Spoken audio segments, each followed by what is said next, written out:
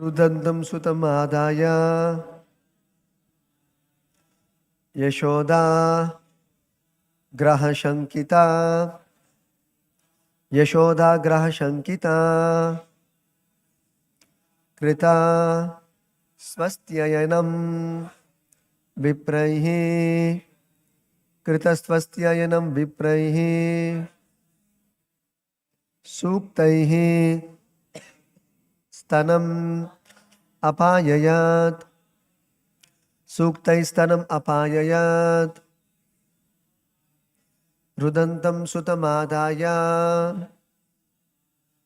Yashoda ग्रहशङ्किता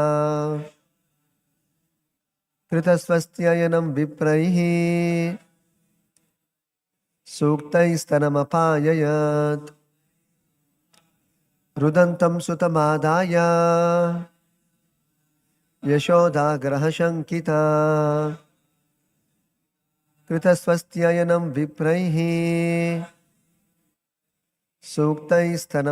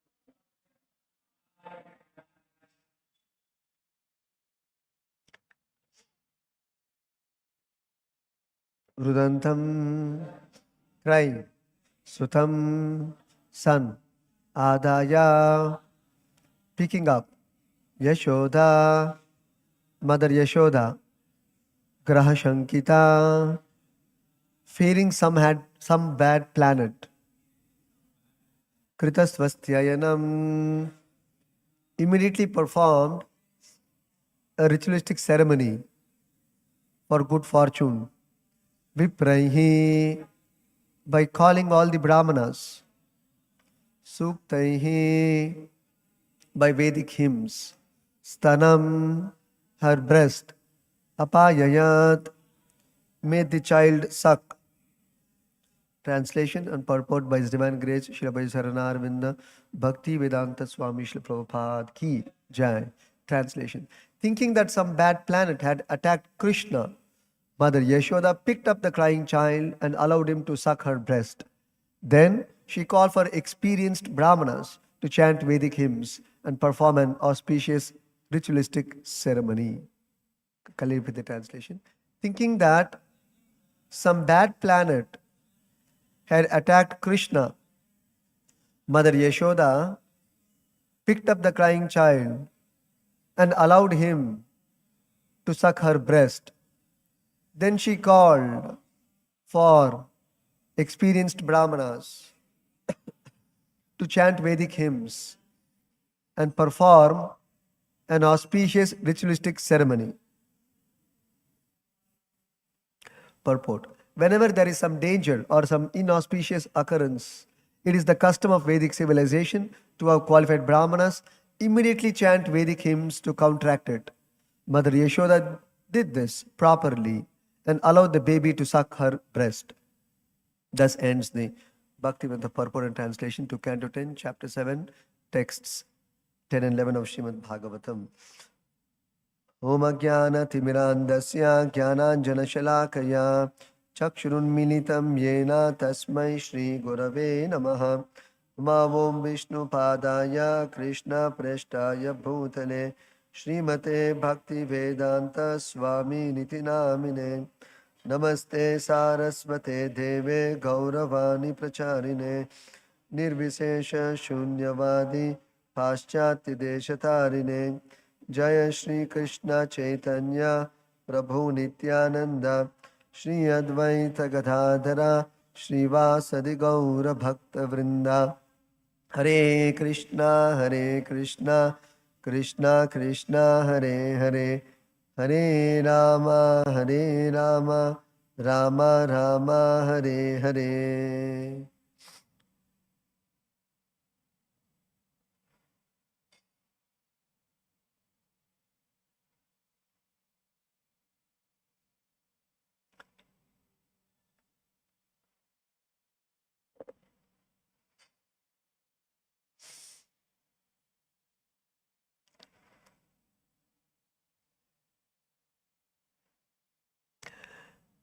Here Shukadeva Goswami is describing how the inhabitants of Vrindavan, they took Krishna to be a small baby and nothing more. They could not imagine that Krishna could possess unlimited strength, inconceivable strength and power. So that is being described here by Shukadeva Goswami. Gopa, there's a Dirgha above A. Gopa, that means referring to the cowherd men and cowherd women, referring to both Gopas and Gopis. So the Gopas and Gopis who assembled in the place where the hand cart broke by the kicking of Krishna's legs, great sound, big sound came about, and therefore they all assembled to see what had happened.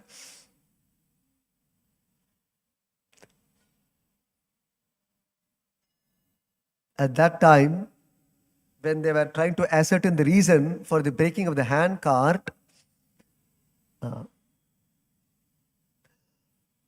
Bala Bhashitam iti uta nate shraddha dhire. The small boys who were around baby Krishna, immediately they pointed out that actually it was because of Krishna kicking the legs to the wheel of the hand cart broke and all the utensils fell apart. But Bala Bhashitam, they neglected the statements of the children around, thinking them to be no more than a childish talk. Nate Shraddha Dhire, they could not put faith on the words of the children. But this is what actually happened. Baby Krishna kicked the handcart's wheel and then the entire handcart broke. But they could not believe. So, Nate Viduhu, they could not understand that Aprameyam, Krishna is unlimited. He is immeasurable. And Aprameyam Balam, his power is immeasurable.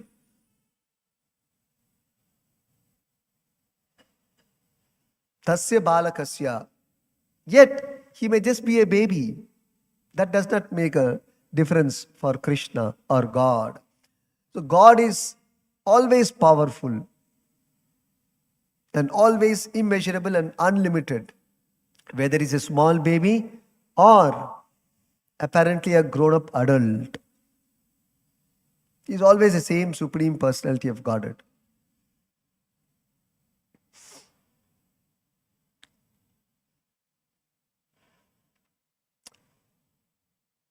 So the Gopas and Gopis, they could not believe the words of the children because they were not aware of Krishna's unlimited power and position. So therefore, what did they think? That is described in the next verse. Yashoda Graha Shankita. She thought maybe some bad planet has attacked baby Krishna. Graha Shankita. Maybe some influence of a bad planet upon my child. Therefore, Rudantam Sutam Adaya. She picked up her crying child Krishna and Stanam Apayayat. She gave her breast for baby Krishna to drink her milk. Because when a baby, she drinks her mother's milk, the baby will become free from fear. That is why we see whenever there is danger, we can see in Bhagavatam continuously it describes. Earlier also we saw in Putana's pastime also, Mother Yashoda allowed the baby to suck her breast. That means whenever there is danger, if the baby sucks the mother's breast, the baby is immediately out of danger. The baby feels relief from fear and danger. It's actually a fact. It's a psychological stimuli. Just like when we are small children, say 5 years, 6 years, 7 years, there's any danger, immediately you'll run to the mother and embrace your mother. It's very natural, right? We have done that. Or embrace your father. And you feel safetiness, relief, freedom from fear. Immediately, you go and embrace your mother and father. Rather, as far as a baby is concerned, the baby has to suck the mother's breast. Immediately the baby is out of fear. So, that is how here we see Mother Yashoda allowed Krishna to suck her breast. Not only that, Mother Yashoda also knew how to counteract evil influences, including the influence of bad stars. So what did she do? Immediately, Krita swastyayanam vipraihi suktaihi. She called for qualified brahmanas, vipraihi, and Krita, she made them swastyayanam, perform auspicious ritualistic ceremonies. And suktaihi, made them chant Vedic hymns, Vedic mantras. So by the chanting of Vedic mantras and by performing ritualistic ceremonies, any kind of bad omens can be dispelled. So Mother Yashoda, the gopis, the gopas, they all knew this. So Prabhupada says in the purport, whenever there is any inauspiciousness in one's life or at one's home or in a society, or whenever one is faced with some danger, immediately one should chant Vedic mantras. And that Vedic mantra should be chanted by brahmanas or devotees. And one should perform an auspicious ceremony satisfying Vishnu. Immediately one will be free from danger and free from the inauspicious omens or effects. It was a very natural thing in the Vedic civilization. Even today, these practices are there to a great extent, to a large extent, at least in India. So that is the fortune of taking birth in India. Interestingly, if there is any auspiciousness, also we'll perform ritualistic ceremony. If there is any inauspiciousness, also we'll perform auspicious rituals. That is the interesting part of Vedic civilization. Whether good occasion or bad occasion, something good is happening, immediately we'll do one puja. Something bad is happening, immediately we'll do one puja. See, isn't it interesting? Just like a child has taken birth, we'll immediately call for brahmanas and perform some ceremony. Something bad has happened. Maybe some accident has happened. Or some big surgery one is supposed to undergo. Before that, they'll go to the temple and do some puja. It's actually a fact. In India, people still follow this system. This was being followed even 5,000 years back. These are not fanatic or some sentimental practices. It factually works. If you appease Lord Vishnu, he'll become very pleased to shower his grace and give protection to the surrendered soul. When we call out Vishnu's name, he will consider, oh, somebody is calling out my name. Let me go and see what he wants. Just like you call your friend when in danger or when in need. It's very natural. Huh? When you want something or when you're in difficulty, immediately you'll call your friend, your mother, relative, whom you feel, you trust, you see he is capable of helping you. It's natural that you call. You may have so many contacts in your mobile, but you will browse the particular contact only you will call, isn't it? So it is natural. You will call for help, call for solace, for anything, for different purposes. Even good thing happens. Suppose you got a first rank in the school. Again, you will browse the list of whom to call. You'll call your mother, you'll call your father, you'll call your very close friend. See both occasions, how natural it is. Similarly, in the Vedic civilization, people are trained to remember Vishnu immediately, whether it is auspicious or it is inauspicious occasion. That is a great blessing to remember Vishnu, because when you remember Vishnu, actually there is no danger and one becomes liberated instantly. One becomes transcendental, free from all inauspicious atmosphere.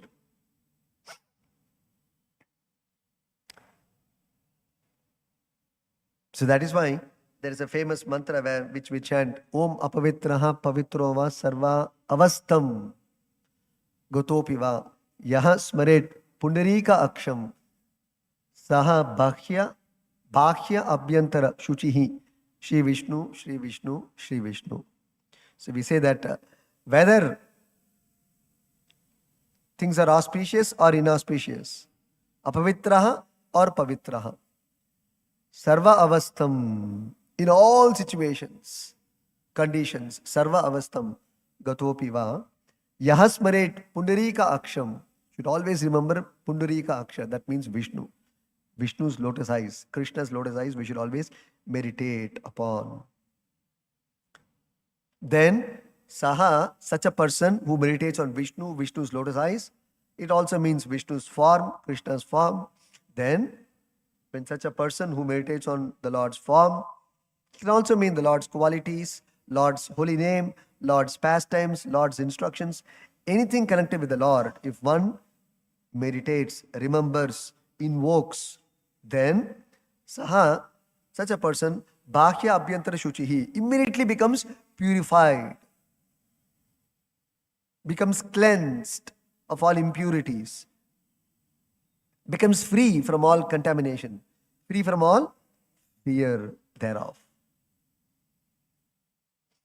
So this is the prayer. So we should also actually practice these things. Kunti Maharani says that Vipada santu ta shashvat tatra tatra jagat guru bhavato darshanam bhavata darshanam yat syat apunaha bhavadarshanam. In her prayers to Lord Krishna, when Krishna was leaving Hastinapura and moving towards Dwaraka, after establishing Yudhishthira Maharaj as the king or the emperor of the earth, when Krishna was taking leave from the Pandavas and Mother Kunti, that time Mother Kunti, with lot of feelings, she offered prayers to Krishna. So prayers are always offered with feelings, not mechanically. And this is the highlight, because we all offer prayers, but most times very mechanically. At least as sadhakas, we should practice. That is called sadhana. What is called sadhana? Sadhana means practice. Practice means repeat. Repeatedly you should do. Repeatedly you should do a certain activity. So when we are offering prayers to Krishna, one is memorizing the prayer. Okay, that is fine. You have to memorize. For that also, you have to practice. Repeatedly you have to chant. Then it gets memorized. You memorize the prayer. But the most important part is, more than memorizing, you may even see 100 times in the paper also, no issue. Because in the field of bhakti, more than memorizing and all these things, More important is offering prayers with feelings. Offering prayer with feelings. Coming in front of Krishna and bowing down with feelings. You may bow down 100 times mechanically, but bowing down with feeling. What is that feeling? Oh, my Lord is so great. I am so insignificant. Yet He has allowed me to come and stand in front of Him. Am I fit to stand in front of Krishna? That feeling. We just come and stand in front of Krishna.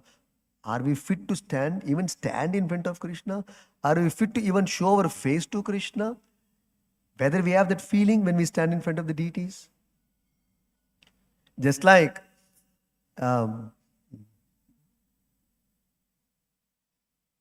sometimes you feel one kind of nervous feeling. Suppose a prime minister comes, even to stand in front of him, you feel quite nervous, right? And then if I tell you to speak, give one talk in front of him, finished, total blank you will go. He's a very big man. Very big man. You're so small. What you will speak in front of him? You will not even want to stand in front of him. So much fear will be there. Forget prime minister. Even very big man comes, we always want to stand behind. Because some element of fear is there. One sense it is good, nothing wrong about it. I'm just trying to explain the psychology. Just like children in front of principal, oh, they will never go. Suppose the teacher says, Bunny, principal karkodu hogti, Bunny. Baralla, no. I'll not come. No, I'll not come. Why are you taking? No, you come. Hey, no, I'll not come. Because the student thinks, oh, the principal, how I can stand? 2,000 children there in the school. One child is picked up. Come, I'll take it to the principal. Oh, no. Because very afraid. Sometimes the mother will say, come, let the father come. I'll take it to the father. Oh, no. Why? What happened? Why, father? He's very afraid. Of course, not necessarily out of fear. One is out of fear. One is out of respect, out of the stature. Because of the stature of the father, it's very different in comparison to the child. Stature of the student in comparison to the principal is very different. So he does not even want to come in front of him. What do you speak of the Supreme Personality of Godhead, Krishna? And you can very comfortably come and stand in front of the deities and Krishna. Not that we should not. We must have darshan of the deities. But that feeling, that is the Shanta Rasa, of course. Reverential feeling. But I'm just saying, even that level I'm saying, whether we have that feeling when we come in front of the deities or the spiritual master, he is the savior of the whole world. Sarva Devo Mayo Guruhu. Lord Krishna has said, spiritual master is such a great personality, his stature is such that Sarva Deva Mayo Guruhu. He is Guru for all the 33 crore Devatas also. The spiritual master is in the position to instruct even Brahma, Indra, and all the Devatas. That is the position of the spiritual master. Forget conditioned souls, earthly beings. Even Devatas, all the Devatas he can instruct. That is his position. And he is the representative of the Supreme Lord in this world. Who can represent the Supreme Lord? You can just imagine. Like a deputy. Just like sometimes suppose there's a invite by some other country calling our country's prime minister. For some reason, our prime minister is not able to go. Then they'll send one ambassador. We'll call them as ambassador.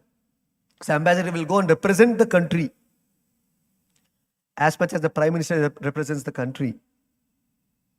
And whatever honor is given to the prime minister, the same honor they will give to the ambassador. Because he is representing the Prime Minister of the country. So similarly, when Krishna comes to this world, how much he is respected? That same respect is due the bona fide spiritual master, because he is representing the Supreme Lord. He is representing the entire Goloka. Just like an ambassador may be representing a country, the spiritual master is representing the entire Vaikuntha in this world. He is representing Goloka Vrindavan. He is representing all the personalities, liberated souls of Goloka Vrindavan. Can you imagine what is the position of Prabhupada? But whether when we come in front of Prabhupada, we have that understanding, that feeling, and when I bow down, when I say Nama Om Vishnu Padaya, we just finish off and then get up. Hey Krishna Karno Sundar, we say, Dina Bandho, all that we are saying. Where is the feeling associated with that Karuna Sindhu? Where is the feeling associated with Dina Bandhu? Where is the feeling and understanding associated with Jagat Pate, Gopa Isha, the master of the gopis and the gopas? Gopika Kanta, the lover of the gopis. But what is our understanding? When we read these pastimes, oh, these gopas, gopis, silly people. Some funny pastimes, nothing serious. They don't talk about space and chemistry and energy and dark matter. They don't know anything. They don't know mechatronics. They don't even know electronics. They don't know mechanics. What about mechatronics? Neither they know mechanics nor they know electronics. What is talking about mechatronics? They don't know engineering. Forget Gopas Gopi. We think Krishna also does not know. Silly boy. Simply having fun all the time. Doing funny things. Is our understanding? Okay, they are the karmis. But even as devotees, so where is the feeling? It's very, very important. Then only we make advancement. So that's why these Vedic hymns, Yashoda, she called qualified brahmanas, vipraihi, qualified brahmanas, who have realization of the mantras they are chanting. They have full faith on the mantras. Full faith on the mantras. Astikyam, Brahma karma swabhavajam. Astikyam swabhavajam, Brahma. Brahma referring to Brahmana here. Krishna says one of the qualities of a Brahmana is that he has faith in the Vedic chants, Vedic hymns. He is not faithless. Today we see so many Brahmanas may chant Vedic mantras, but they don't have faith that it really works. As a profession, matter of profession, they are chanting. Where is the faith? Like when we chant Hare Krishna mantra, do we have faith that Krishna and Balaram and Radharani, they are fully present, personally present, and they are directly Krishna, Rama and Hare is the name and also the person. Where is the faith element here? Not that you have to put faith, it is a fact. Being a fact only, we are not putting faith. If it was not factual then. And our misfortune is, we have faith on so many things which are not factual. But which is actually factual and real, we are having difficulty in putting faith. That's our misfortune. That is our misfortune. We cannot put faith on Krishna. We are struggling to put faith on Krishna. How much we struggle? We struggle to put faith on deity. What a struggle. Till date. That he is Swayam Bhagavan, Swayam Krishna, Swayam Vyakti, Param Vyakti. Of course, the lowest level, second level devotees, okay, they believe Shastra, but there's no realization. Imagine how long we have still to go in spiritual life. How long we have still to go in spiritual life. Directly Swayam Bhagavan, and still, even, and after hearing even from Narada Muni, Lord Brahma, so many verses he composed in Brahma Samhita, describing Krishna, Krishna's form, Krishna's Vigraha, everything, so much he described. And yet we are struggling to put faith. He is Swayam Bhagavan, the unlimited Supreme Lord. You see?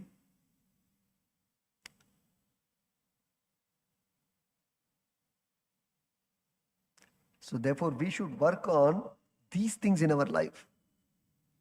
Our day must be absorbed while working for Krishna, and in the inner consciousness working on these projects and keep us busy. These things should keep us busy. How to increase my faith on Krishna, on the deity, on the holy name, that they're actually personally present for me. Like you see, here we see Gopas, Gopis, and the children associated with Krishna and Krishna Leela. We also have the same opportunity to associate with the deities, and there's no difference. To associate with the holy name and the pastimes of the holy name, pastimes of the deities, pastimes of the temple. Temple also can do pastimes and leelas. Where is our realization on that? It is not wood and brick and stone. Chinmaya Vastu. Why we are doing Sankirtan going there? You're spiritualizing the bricks there. Why we are doing? Converting matter to spirit. That's the activity going on. That is how this temple is not a building. It is transcendental. How? We are converting matter to spirit by infusing transcendence into it, by the chanting of Vishnu mantras. Ultimately, prana pratishtha time, what we do, these brahmanas, we call them, make them chant all kinds of mantras to infuse transcendence into dull matter, deity itself. Before pratishtha, deity himself later on. Because it is dull matter. And we are invoking the Lord to come and reside and becomes a personality. Same with the temple building. Advaya Jnana is transcendental. So that consciousness must be dominating. So Kunti Maharani, Vipada Santuta Shashvat Tatra Tatra Jagat Guru Bhavato Darshanam Yatsyat Apunar Bhava Darshanam. Every situation or instance in our life can be taken as an impetus to remember Krishna, whether auspicious or inauspicious. If we have this understanding, there is no disturbance, there is no becoming discouraged in life. Because many times, especially as conditioned souls, for us, if things are all favorable, we are in very good mood, we're very happy, very comfortable. But unfortunately, also if we have very good karma as a backup of our life, then things always will be generally very good in our life. But we don't have control over karma. At least the past karma, we don't have control. Presently you can work, but if you don't work, then again you are gone case. Whole life will be a struggle. But say by even because of bad luck, whatever, suppose things are not going fine, doesn't make a difference. Kunti Maharani is teaching whether things are good or things are not good. You always remember Krishna. In fact, she is seeking, let things go wrong. Let things go wrong. She's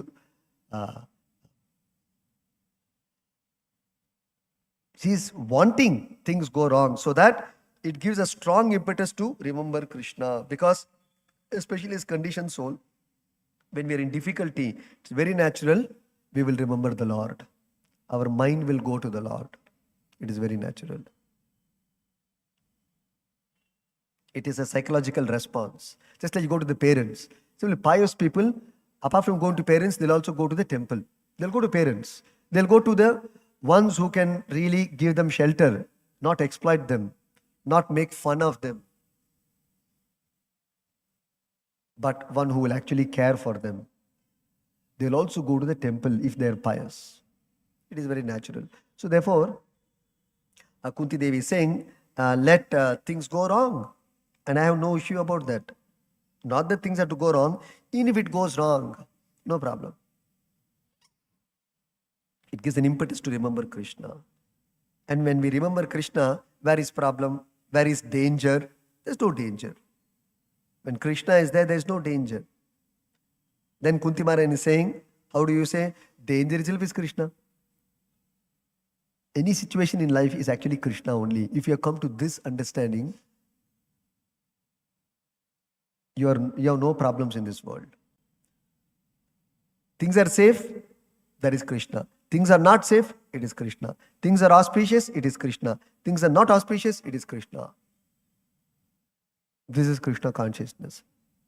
Because the fact is, Tena vina trinam api na achalati. Nothing in this world moves without the sanction of the Lord. So therefore, whatever the situation may be, it is finally sanctioned by Krishna. You should know. The immediate cause may be X, Y, Z things, but the ultimate cause is Krishna. Therefore, Bhagavatam talks about immediate cause and the remote cause. It's a very big subject, we can discuss some other time. The immediate cause and the remote cause. The immediate cause may be the situation, person. But the remote cause ultimately is always Daivam, the Supreme Lord. So, because we know the ultimate cause is Krishna, we have no fear. Because it is my Lord who is in control, who has allowed this situation. Because my Lord allowed this situation to pass, if He wants, He will also allow the situation for safetyness, or for protection, or for shelter, or for setting things right. But if the Lord wants things should not be set right, it will not be set right. It's okay, I'm okay with that. I'm okay with that. So the devotee can continue to live in a troublesome situation also. Having full faith, this is what the Lord wants me to be in. Let me be in. Why should I choose comfortable situation, safety situation, if Krishna wants me to be in trouble? Oh, my Lord wants me to be in trouble, I'll be in trouble. Not because of madness, because the Lord wants it. He has allowed it. Okay, fine. But let me remain Krishna conscious. Therefore, Bhaktivinoda Thakur has prayed, Sukha dukhe bule nako, vadane harinam kurore. Whether in Sukha or Dukkha, don't forget Krishna. It is not that only when God does good things, nice things, or things according to your plan, He is good and He is my friend. And if God doesn't provide things as per my thinking, my plan, or I want things to happen in this way, it's not happening. Oh, why God is testing me? It may not be testing also. Anyway, God has to test. Prabhupada very clearly says He doesn't test us. He tests only Pandavas. Don't worry. With that level test we cannot bear. Entry level also will not go. Will not be eligible even for entry level if Krishna tests. That will be very difficult for us. Our test, if at all, mostly it is all the karma effects return to us. Nothing more than that. Krishna has to test. You have to be qualified also for Krishna to come to test you. So we are not gone so high that Krishna has to personally come and test you, to take a test. Krishna regularly took test of Arjuna. Prabhupada says that. Krishna took test of Pandavas, but we have not become so great devotee that Krishna will personally come to test us. For simple things only we miss out. Small things we become disturbed. We're not able to pass, we're not able to take it. So we have to, therefore at least we should become aware, okay, a lot of work is there to do. I have to overcome these modes, these material feelings, material perceptions of things, and try to develop absolute perceptions. Long way to go. So all these are our projects. Absolute perception, Krishna conscious perceptions, Krishna conscious perspectives. So many things Krishna has told in Bhagavad Gita, we have to practice. Oh my God, so much is there to practice. Like the 12th chapter, so many things Krishna says, so-and-so is dear to me, so-and-so is dear to me, so-and-so is dear to me. One who does not consider friends and enemies in his life. All are same for him. No friend, no enemy. All are part and parcel of Krishna. And they're acting as per Krishna's direction. So why should I become angry at somebody? Why should I become upset at somebody? But vyavaharikally I may have to deal something for the sake of taking action, that I may do. But internally my consciousness must be, oh, ultimately it is permitted by the Lord. And I have to bow down to that situation. because Krishna allowed it. But at the same time, as far as action is concerned, my dharma, my duty is concerned, as per my designation, my positioning, I should act. But internally, I should also know these things. So how to develop friendship with every jiva? Because unless you make every jiva your friend, there's no entry in Goloka. That's the whole pastime of Hiranyaksha and Hiranyakashipu. Appearance in this world from Jaya Vijaya. Being Jaya Vijaya. Because this Jaya and Vijaya saw Sanaka Kumaras as somebody who is an enemy, and therefore they didn't allow entry into Vaikuntha realm. So they become upset. So the Sanakadi Rishis, they questioned, Are, which non-devotee can come to this region? Why did you stop us? So they felt sorry and they cursed. Lord Vishnu came down from the Antapura when he was with Lakshmi. Immediately he came rushing. Bhagavatam describes, oh, what happened? But both are his devotees, interestingly. And the Lord saved the situation anyway. So my point is, so like that separatist view, which Narada Muni calls it, Binnadrik, the first canto to describe this word, Binnadrik, you can type in folio. You can read that. Very interesting. Binnadrik, that word, Binnadrik, separatist vision. That's the problem. We see things separately. Krishna is separate, I am separate, my wife is separate, children are separate, people are separate. These are Chinese, these are Mongolians, these are Pakistanis, these are Indians, these are Kashmiris, these are Keralites. Binnadrik is a big problem. These are devotees, these are non-devotees. These are friends, these are not my friends. These people I like, these people I don't like. So we have to overcome all these anarthas.